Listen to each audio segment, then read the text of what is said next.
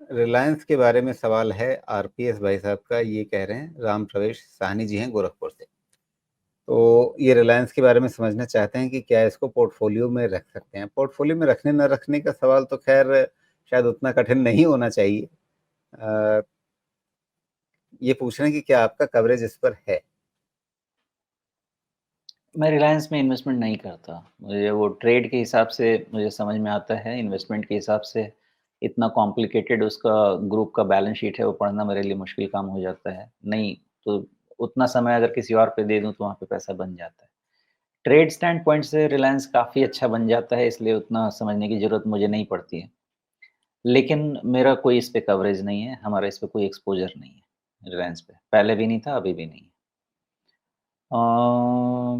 ऐसा है कि आप लोगों को तो पहले भी बताया था कि 2700 मतलब उसका आधा लगा लीजिए तो 1350। 1350। हाँ, तो उसके बाद हमने तो डिस्कशन किया ही होगा कि हमारा 4 जून वाला जो लो है, 3 या 4 जून वाला, हाँ, वही इनका की था, ओके? अब वो गया, तो गया और मैंने शायद आपको ये भी बताया होगा कि अराउंड 2200 से 2300 के आसपास का जो लेवल है, वो मैंने आपको बताया होगा, मुझे लगता है। और एक बार फिर से उस चीज़ को मैं देख लूँ। तो मुझे लगता है उसके हिसाब से अगर मैं देखूँ तो 12 से 1300 का जो प्राइस है ना, वो प्राइस बहुत अच्छा प्राइस होगा रिलायंस इंडस्ट्रीज़ के लिए। या तो उसका वेट कर लीजिए या एक बार कम से कम रिवर्सल का वेट कर लें और रिवर्सल आएगा 1340 के 1340-50 के ऊपर में। तो ये 2 का वेट कर लेते हैं। उसके बाद क्या है अपना सक्सेस रेट बेटर हो सकता है।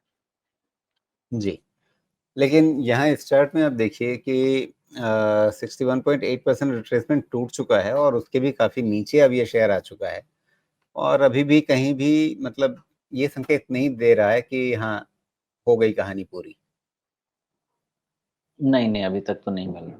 इसीलिए मैं कह रहा हूँ कि जब तक हमको मेजर मार्केट लेवल पे रिवर्सल समझ में नहीं आएगा ना, तब तक कहीं भी रिवर्सल की बात ना ही करें तो अच्छा है। और जी, मार्च 15 जब तक नहीं निकाल लें, वो अंदर से डर जाएगा नहीं। तो वो तिवारी जी का कमेंट याद आ रहा है मुझे कि 61.8 भूल जाइए, अब सब जगह 78 की बात हो रही है। हो सकता है। तो ट्रेंड जब तक चेंज नहीं होगा, अभी तो देखिए 62 की बात हो रही थी, अब 78 की हो रही है, तो वो तो मैं कह ही रहा हूँ।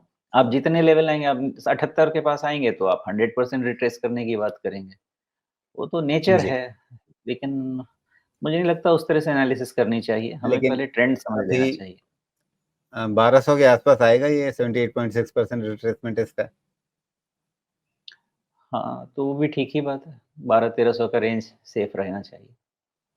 जी, ठीक है, लेकिन आप कह रहे हैं कि पोर्टफोलियो के हिसाब से बहुत ज़्यादा आपको इसमें मतलब वर्थ ऑफ टाइम इन्वेस्टमेंट नहीं दिखता है, क्योंकि जितना इसको समझने के लिए आप रिसर्च करेंगे उससे बेहतर कि आप 2-4 कंपनियाँ दूसरी पढ़ लेंगे। करेक्ट बात है, मेरे एनालिसिस में क्योंकि मैं हमेशा क्या 3 से इसका 5 साल मतलब का ये व्यू है लेता कि हूँ। क्या इसका मतलब ये है कि जिस तरफ कंपनी पहले से बढ़ भी रही है, जैसे जियो फाइनेंशियल का डीमर्जर हुआ, तो वैसे ही ये जो बिल्कुल एकदम अलग तरह के बिज़नेसेज़ हैं, जिनका आपस में एक-दूसरे से कोई ज़्यादा लेना-देना है नहीं, उन सबको अलग-अलग कंपनियों में बाँट दें और फिर आप जैसे लोगों के लिए आसानी हो जाए? वो तो बहुत अच्छा रहे क्योंकि देखिए ऑयल एंड पेट्रोकेमिकल ऐसा बिज़नेस है ना, वो थोड़ा-सा कॉम्प्लिकेटेड एरिया होता है समझने के लिए। लेकिन जैसे ही आप रिटेल वगैरह पे आते हैं, अम, न्यू एज इकोनॉमी कंपनीज़ पे आते हैं, इन सब बिज़नेसेस को समझना थोड़ा-सा आसान होता है बिकॉज़ इसके ट्रिगर्स समझ में आते हैं। अच्छा, तो अगर ये ट्रेंड स्प्लिट हो जाता है। ट्रेंड को देख कर के तो अंबानी साहब को लग रहा होगा ना कि अरे! रिलायंस रिटेल भी इसी समय रहता बाज़ार में तो अच्छा होता है। नहीं, ऐसा कोई बात नहीं है राजीव जी।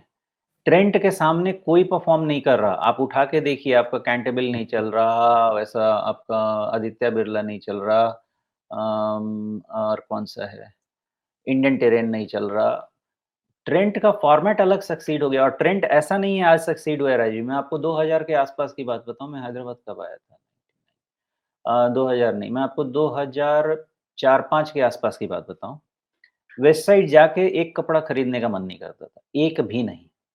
मतलब इतने ही आउटडेटेड लगते थे वो, 2005-6 के आसपास की बात है। लेकिन इन्होंने अपने जो फॉर्मेट चेंज किया ना, प्राइवेट लेवल को ही फैशन से जब इन्होंने कोरिलेट किया और उसको अफोर्डेबल बना दिया। ये हिट हो गया, तो ये फॉर्मेट हिट हुआ है। अब उस एक चीज़ देखिए क्या होता है कि एक मॉलिक्यूल बन जाता है, तो उसके पास उस पे कमाने का बहुत सारा रास्ता मिल जाता है ना, तो अभी एक फॉर्मेट हिट हो गया है, इनका। बाकियों का अभी हिट नहीं हुआ है वो फॉर्मेट। इसलिए आप ट्रेंड के अलावा जाके देखें, अरविंद फैशन जो रिकवर किया, लेकिन कितना पैसा बनाया? नहीं बना के दिया। आदित्य बिरला फैशन कहाँ पैसा बना के दिया? कैंटेबल क्या बना के दिया? इंडियन टेरेन क्या बना के दिया? मफ्टी क्या बना के दिया? नहीं दिया। इनका फॉर्मेट चल गया है, अब बाकियों का फॉर्मेट जब चलेगा तो चलेगा। जी। अच्छा, रिलायंस इंडस्ट्रीज़ पे ही करुणा प्रमोद जी का प्रश्न है कि क्या इसको एक्यूमुलेट करने के लिए निफ्टी के 22,000 लेवल को नज़र में रखा जाए? यानी जब निफ्टी पहले 22,000 पे आएगा, क्या उस समय रिलायंस हमें एक्यूमुलेट करने वाले लेवल पे दिखेगा? अगर निफ्टी 22,000 पे आ गया तो बिल्कुल क्यों नहीं?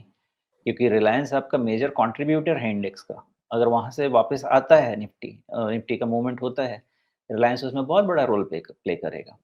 और जो चीज़ 3,000 की आपको मिल जाती है, सॉरी 3,000 का था कितना हुआ? 1500 की चीज़ हुई ना, तो 1500 की चीज़ आपको मिल जाती है अगर 1200 पे, तो 1600 बहुत सही है। 1600 यानी 3200 तक जा चुका था। हाँ, तो आप समझिए 1600 की चीज़ अगर 1200 पे मिलती है, कुछ नहीं करके आपको वहाँ से 14-1500 तो वापस दे ही सकता है ना। काम हो गया इतने में। अब रिलायंस जैसा चीज़ आपको 15% कमा के दे दे साल में भी क्या चाहिए? बहुत है। जी। तो अगर निफ्टी 22,000 पे दिखा, अगर दिखा, तो रिलायंस उस समय कहाँ दिखेगा? 1200 के नीचे नहीं दिखेगा। उसके आस-पास रुक जाना चाहिए। देखते हैं क्या होता तो है। तो फिर तो मतलब ये है कि मतलब बाकी कॉन्स्टिट्यूएंट्स ज़्यादा गिरेंगे, रिलायंस उतना नहीं गिरेगा। तो फिर वो होता है ना, क्या होता है। आप हमेशा देखिएगा सेक्टर रोटेशन होता है, स्टॉक रोटेशन होता है। जब जी। मार्केट बढ़ता भी है तो ऐसा नहीं है कि हर कुछ पहले चल जाता है। तो सब फिर हम कुछ क्यों टर्न्स में फिर आता है। हम फिर हम क्यों इंतज़ार करें कि निफ्टी 22,000 पे आता है या नहीं आता है? यहीं से एक्यूमुलेट कर लें अगर करना ही है तो। यही तो मैं कह रहा हूँ। अपने बकेट लिस्ट रेडी रखिए, उनके लेवल्स रेडी रखिए, थोड़ा-थोड़ा चुनते रहिए। नहीं तो किसी को नहीं मालूम, आप छोड़ दीजिए, मेरा तो छोड़ ही दीजिए। बाकी दिग्गज लोगों को भी नहीं मालूम कहाँ बॉटम बनेगा, क्योंकि मैंने बहुत देख लिया 12,000 पे 7,000 का निफ्टी का टारगेट नहीं, हाँ, 5,000 का निफ्टी का टारगेट आ गया था, कभी जीवन में नहीं आया। इसलिए वो सब नहीं होता है। आप सिर्फ़ इस मार्केट में एक ही काम कर सकते हैं, अपना इन्वेस्टमेंट डिसिप्लिन बना के रख लीजिए। आप अच्छी चीज़ें अपनी डिफाइन कर लें, इतना तो सेक्टर बात कर चुके हैं हम और उसमें अच्छी-अच्छी चीज़ें हैं।